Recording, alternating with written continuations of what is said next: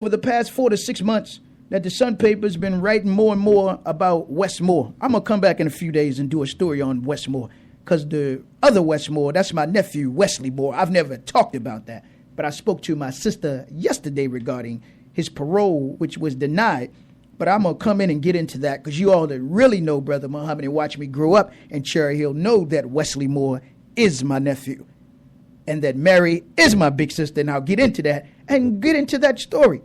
But to see this Westmore, who is a Rhodes Scholar, to see this Westmore, who was a member of the 82nd Airborne in the military that went over to Afghanistan and slaughtered men, women, and children. This Westmore, who worked for Citigroup, one of the largest predatory lenders in the inner cities of America, particularly when Martin O'Malley was the mayor, Citigroup and Citibank had most of the banking of the citizens and city employees in the city of Baltimore. If I can keep it real, that's before M&T Bank came down from New York and raised the green flag, in the words of Ray Rice and the boys.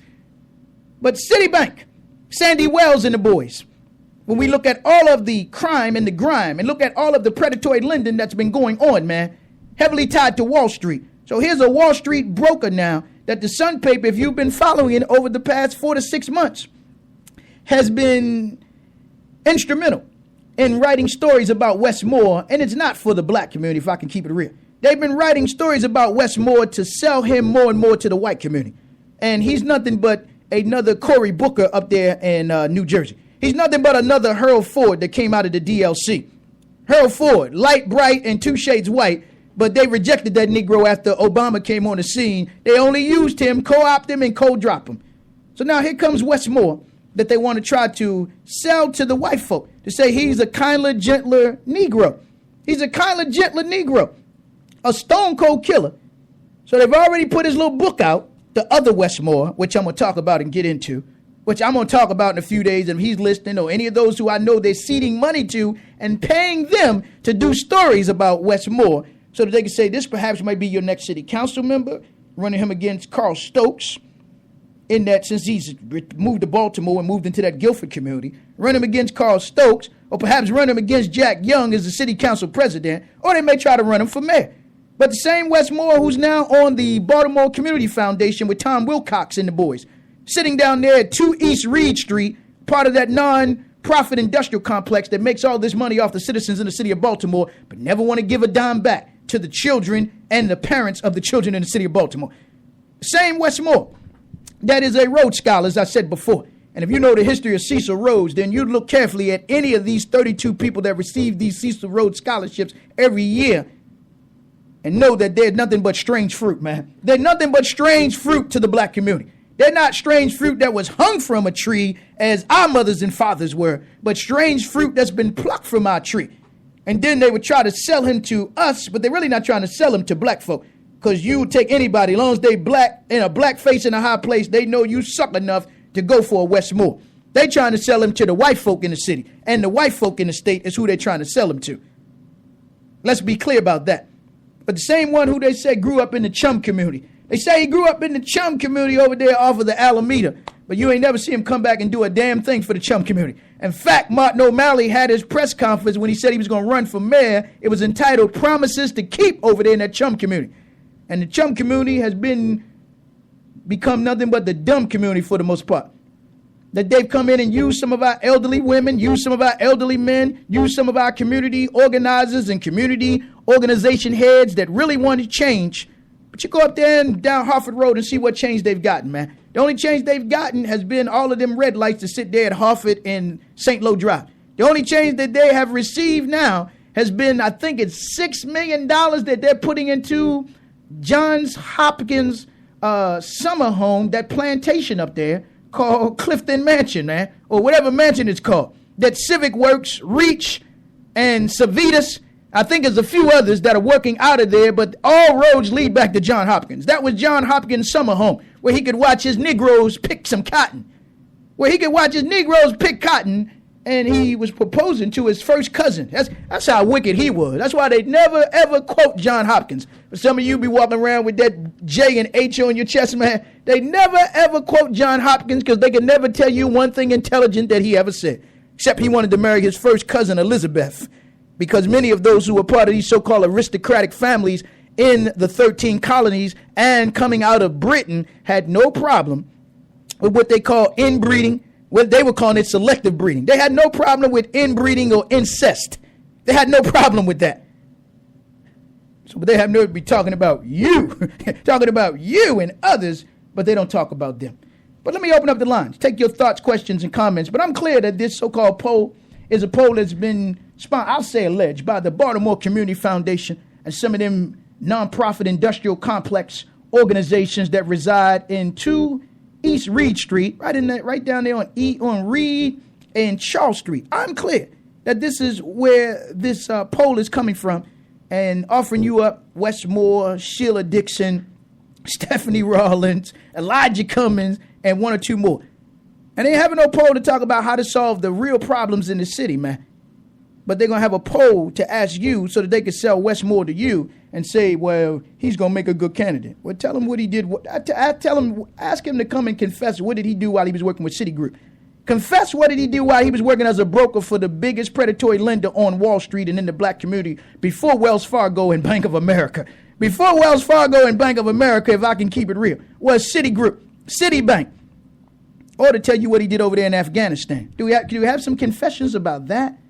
But I know you think they can turn it on and turn it off, man. And then they go sell them to you. But I'll come back and go deeper into the other Westmore and really get into that whole story, because what they would try to do is make you think that he grew up in the city of Baltimore, struggled like the other Westmore did, and then try to paint my nephew as just some cold killer, which I know nothing could be further from the truth. And I'll get into that and break all of it down and then challenge him and anybody else that want to come on and talk about it. But I'm going to clearly undress them is what I'm going to do. But I'm going to press them and stress them like I'm sure the Spurs going to be doing to the Heat tonight, or the Heat's going to be doing to the Spurs tonight. But we're not going to talk about that. This is the Spurs Heat free zone. We ain't going to spend time talking about what's happening on that court. We got to deal with so many serious issues of what's happening with the Supreme Court and what's happening in, of course, courts around this country. When you have a police officer that killed that little 10-year-old or 7-year-old Aiyana Jones in Detroit, who's now going to go free. You got a police officer in James Laborde that we know killed Christopher Brown, and he may very well walk and go free. You got police officers that's killed Oscar Grant, the Michael Bells, the Sean Bells, the Kamani Grays, and others around this country that's going free right now. You got someone who killed a Trayvon Martin that I'm sure when it's all over said and done, the atmosphere that's been set in this country is for their killers to go free. I hope you got your eyes open, man, and see what's really going on regarding these cases right now around the country. Not spending your time talking about what's happening on the basketball court, but look at what's happening in these courts around the country and the atmosphere that's been set by the Supreme Court, the atmosphere that's been set by the White House, not to have any strong prosecution on a federal level for these crimes against our people, but yet they will come out and drag out the mothers of the children of Sandy Hook and Newtown. But yet, when you have all this death going on by, again, police, from the police brutalities and those affiliated with police, then we don't see any strong prosecution from Eric Holder or President Barack Obama. So, again, I agree with Dr. Wells, and yeah, the American people don't want to talk about race, but that Attorney General sure don't want to prosecute based on race, man. So he clearly is protecting himself and protecting the man in the White House while rejecting what's happening to those of, again, a darker hue and darker complexion and that are part of our divine connection right now in this country. And that's black, brown, red, yellow, and white. But they're starting to kill even ordinary white folk in the highways and the byways of this country right now. And no strong prosecution is going on. So it's almost as if they've been given the green light to go out and kill some more until you get tired.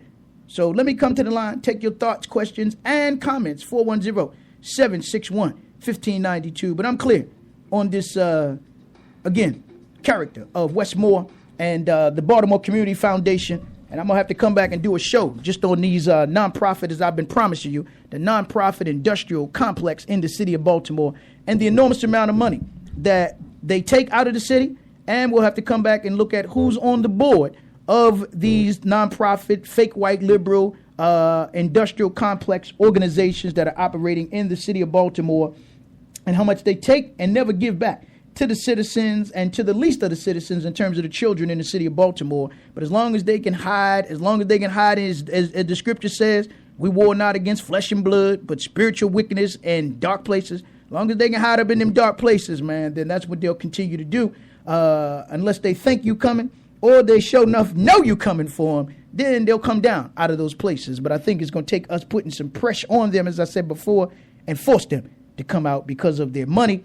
And again, they use their money to buy the media and the Sun paper. They use their money to even buy black reporters, as I've seen black reporters writing about Westmore. So again, not that they do it on their own fruition, but see Westmore run, see Westmore play squash, see Westmore at the book club, see Westmore do a book report. This is what they're doing to sell him to the citizens in the city of Baltimore, to make you think that the West is the best. But he'll just be a Kirk Smoke redo. You know what happened with Kirk Smoke? The Jews got everything and we got nothing. If I can keep it real, Ron Shapiro was Kirk Smoke's right-hand man because Kirk Smoke came out of that Lancer Club run by John, what was that judge? Hammerman in that Lancers Club. And why I'm talking about that, they tell me that they may have somebody from City College and they're going to run against City Clerk Frank Conaway. So I don't know, City Clerk, if you should take the high road and be quiet when it comes to the mayor doing weddings when she don't have the permission to do so. You shouldn't take that road. When you look at how they, one, work to get rid of your daughter, Belinda Conaway, two, may work to get rid of you, and, of course, to have a white jogger or a white blogger run up in your home in Ashburton, man. If it happened again, let me make it clear. If it happened again, we should send him home not from Ashburton with his ass hurting. However, you have to do that, man. But you will never see them run up into Bernstein's home without being charged, run up into the mayor's home without being charged, run up into any of these white elected officials, and I do mean that white mayor you got down there in City Hall, without being charged. Let me come to the line, 410-761-1592, and you can get in on the conversation. Good afternoon, caller. You're on the State of the City. Assalamu alaikum, brother Dan Muhammad. Wa alaikum salam, soldier. Thoughts and comments? Oh, man, you know, if people can clearly see, man, the games that they playing, that's how they brought O'Malley in years ago. The same way, Same brother. tactics. Yes, sir. Same tactics, man. Same tactics, you know, because they know Stephanie Rawlins don't have a chance next term. Right. You know, if people with any sense were not to vote for. Yeah. Well, we know she never wanted the job anyway. She stumbled into the job. She didn't even know that she was going to even become mayor, but we warned Sheila Dixon. Remember, it was her and Ken Harris. Ken Harris would have been the clear choice based on that time, but if we were intelligent enough as a people, politically mature, when Delegate Carter ran, we would have voted for Delegate Carter, and she would have became the mayor, and we wouldn't even been dealing with these Laverne and Shirley characters of Sheila Dixon and Stephanie Rawlins. But remember, they still got that plan up their sleeve with Michael Sarbanes, William Cole, and somewhere down the line, they're going to try to offer Westmore or put him over the black community and say he speaks for the black community when nothing could be further from the truth, brother. The same how they did with Stokes and Bell and them years, the same way how Cole and them would sneak right in and take it. Yes, sir. Ain't nothing but a game, man. Yeah, it's a game, but we have to be able to expose the game before they even put them players out on the court, brother. All right? You know, we just have to dismantle that whole city council. I agree. From the inside out and the outside in. Yeah, groom our own. Yes, sir. Know? Yeah, we have to. We got to groom our own fruit and have our own political institutes to prepare our young people, man, so that they don't become like these Westmores and others again that are strange fruit. You understand? Yes, sir. Yes, sir. Appreciate you checking in. All right. Yes, sir. All right. Assalamu alaikum. And we'll take more of your calls if you want to get in on the conversation, man. 410-761-1592. But Zelej, I think this article was written by, Luke Broadwater, man. Luke, I respect Luke Broadwater. Knew him when I used to talk to him when he was working for the Examiner.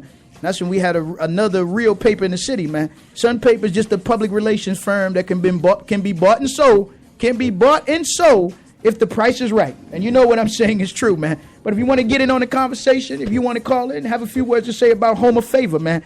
Again, our professor, but one of the founding members of the Goon Squad that worked with the Right Reverend, Marion Bascom, Reverend Vernon Dobson, and, of course, the great Walter P. Carter, along with, of course, Congressman Perrin Mitchell. And why I mentioned great Walter P. Carter, as I saw somebody writing about the NAACP. It's going to give out a Walter P. Carter Award to a sister that's been doing some work to get a bill named after her son who was killed by a Baltimore City police officer. Now, here's the NAACP's never given an award to Walter P. Carter. They never given an award to the wife of Walter P. Carter. Never given an award to the daughter of Walter P. Carter, the Honorable Delegate Jill P. Carter, for the work that she's been doing. But now, because we're